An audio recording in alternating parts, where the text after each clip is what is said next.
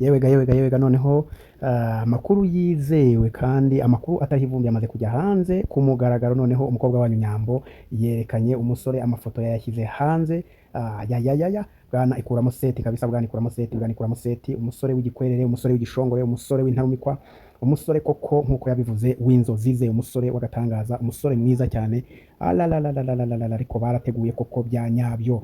Nta na rimwe nari nabona umukobwa baterera ivi wakoze umuteguro nk'uyu nguyu. Uyu musore koko arategura kabisa, ni umusore w'inzozi ze, ni umusore w'ahazaza ha Nyambo Jessica, ni umusore w'ahazaza h'uyu mwana w'umukobwa w'umukozi, umwana w'umukobwa uzi kwihiringa, umwana w'umukobwa uzi gushakisha, umwana w'umukobwa ugira indangagaciro, umwana w'umukobwa ukora ibintu bye bucece, nta sahindiri, nta pressure, nta gihunga, agakora ibintu bye neza kandi cyane. Amakuru yizewe rero twamaze kumenya, amakuru yizewe twamaze kubona nuko Nyambo muri iki kirori nkuko bigaragara bamuterera ivi uyu mwana w'umuhungu cyangwa se uyu musore mwiza w'akatangaza, nuko n'umubyeyi we, mama we umubyara yari ahibereye. Ni ukuvuga ngo Nyambo yari yateguye bihagije kandi bitomoye, yari yishimye kandi biragaragara ko yari akeye mu buryo bwose. Ari proud y'umusore agiye gushakana nawe cyangwa se umusore bagiye kurushinga. Rero nkuko mubireba inshuti ze zari zihari, ariko by'umwihariko mu buryo butangaje kandi butamenyerewe cyane ni ukubonayo mama we wari uhibereye amaso ku maso, imbona nkubone, inyumva nkumve, imbwira nkubwire, abyibereyemo abikurikirana amaso ku maso.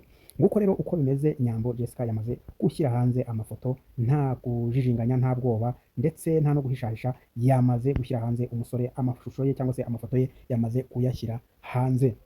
Nguko rero sinzi aho Titi yicaye uri kubyitegereza cyangwa se uri kubireba, sinzi uko wari kubyifatamo, sinzi uko wari kubibona, sinzi uko ari kubitekereza, ariko nakubwira ngo Titi ihangane, burya utari uwawe ntaba ari uwawe nawe arahari kandi nawe bizagenda neza. Nakubwira ngo rero wihangane, ugire umutima ukomeye. Jessica Nyambo rwose ntabwo yari kukugurana, uyu mwana w'umuhungu, uyu mwana w'umusore ntabwo yari kubagereranya, ntabwo yari kukwemera areba uyu mwana w'umuhungu, yumva ijwi ry'uyu mwana w'umuhungu, areba mu maso h'uyu mwana w'umuhungu, areba igihagararo cy'uyu mwana w'umuhungu, ntabwo rwose yari kukwiteza na gato. Wihangane rero, byihanganire. Amakuru avuga ko uyu mwana w'umuhungu cyangwa se uyu musore akorera Dubai, ndetse bivugwa ko rwose uyu musore ku gafaranga cyangwa se ku rufito rwose yikwije, ahagaze neza, afunze bwuma ndetse kandi ahagaze yemye. Icyo ngicyo kikaba ari kimwe mu byo Nyambo yakomeje kuvuga ngo ntiyabasha kubana n'umusore ujya muri salo akamarayo amasaha 3, ujya muri salo agatindamo, cyangwa se umusore witwara nk'udafite icyo ashinzwe cyangwa se nk'udafite icyo akora.